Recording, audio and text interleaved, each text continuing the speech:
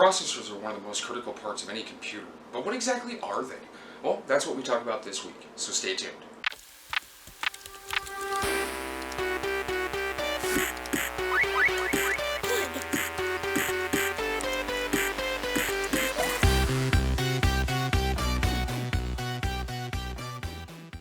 The Central Processing Unit, or CPU for short, is responsible for processing data and executing instructions, whether this is running the operating system, applications, user input, and many other things.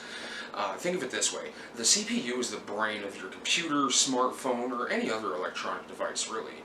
So, with the bare essentials laid out, how exactly are they built? CPUs are made from silicon disks that are cut into individual chips that contain billions of microscopic transistors. What these transistors do is allow the chip to process the data needed to launch and run applications and programs that are stored in the system memory. An easy analogy would be to think of the transistors as little gates. They're either open, indicating an on or one command, or they are closed, indicating an off or zero command. These gates allow the data to flow through the processor as needed so it can run the application properly. Now that we know the basics of their construction, how exactly does a CPU work? Well, at its heart, a CPU will gather the instructions from a program or application that's stored in the system memory and run a calculation. Basically, this can be broken down in three simple steps. Fetch, where the CPU will go out and fetch the data from the system memory or RAM.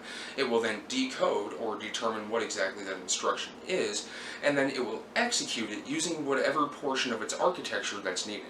Wait, architecture? That's right.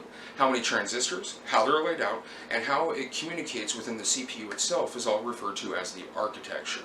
This consists of many different pieces, including the CPU cores and processing threads, I/O controller, memory controller, and the fabric that ties everything together and allows the intercommunication. AMD currently refers to their architecture as Zen 2 for the current generation, or third generation of Ryzen processors, while Intel is currently using what they refer to as Comet Lake for 10th gen Core series chips.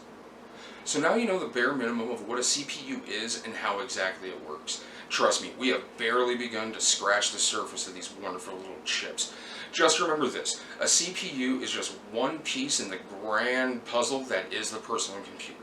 Well, that's going to do it for this week, guys. I hope you got some value out of this video. If you did, go ahead and toss me a like. If not, you sure know what to do. Go ahead and take a look down in the description below. Down there I got some CPUs that I would recommend. I was editing, and then I realized the recording cut out. So look in the description below.